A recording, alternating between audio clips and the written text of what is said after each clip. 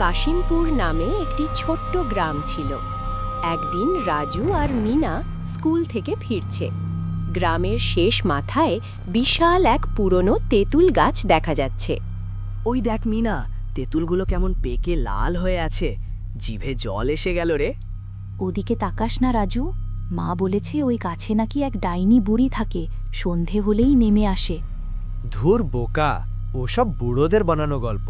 চল, আজ আমরা তেঁতুল পাড়বই। আমার পকেটে গুলতি আছে। না ভাই, আমার খুব ভয় করছে।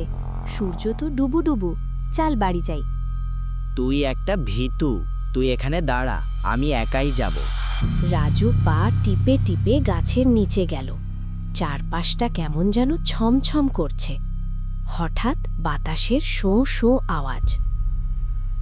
এই তো মস্ত বড় একটা তেঁতুল, এই মারলাম টিপ।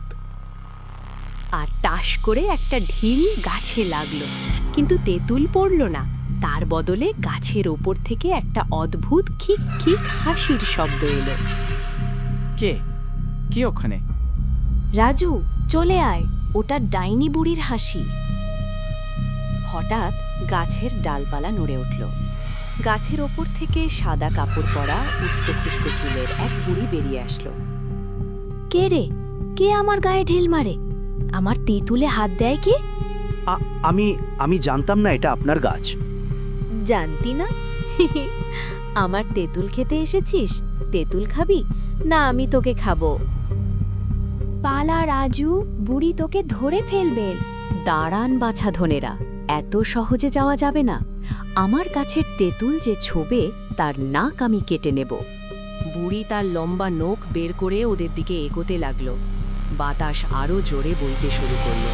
ওরে বাপ রে, মিনা দৌড় দে, পেছনে তাকাবি না। ও মা গো, গেলাম রে গেলাম। মিনা ও রাজু দুইজন একসাথে প্রাণপণে দৌড়াতে শুরু করলো।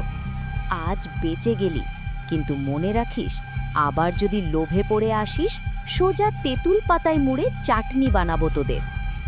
রাজু আর মিনা হাঁপাতে হাঁপাতে গ্রামের মন্দিরের চাতালে এসে ধপাস করে বসে পড়ল। বলেছিলাম না ওটা ডাইনি বুড়ির গাছ, তুই তো শুনলি না। বাপরে, কি ভয়ঙ্কর দেখতে রে বুড়িটা। কান মলেছি ভাই, আর জীবনে ওই তেঁতুল গাছের ছায়াও মারাবো না। তেঁতুলের নাম নিলেই এখন আমার জ্বর আসবে। চর বাড়ি যাই, মা খুঁজছে। দুজন ভয়ে ভয়ে বাড়ির দিকে পা বাড়ালো। দূর থেকে তখনও বাতাসে ভেসে আসছিল বুড়ির সেই খিক খিক হাসি।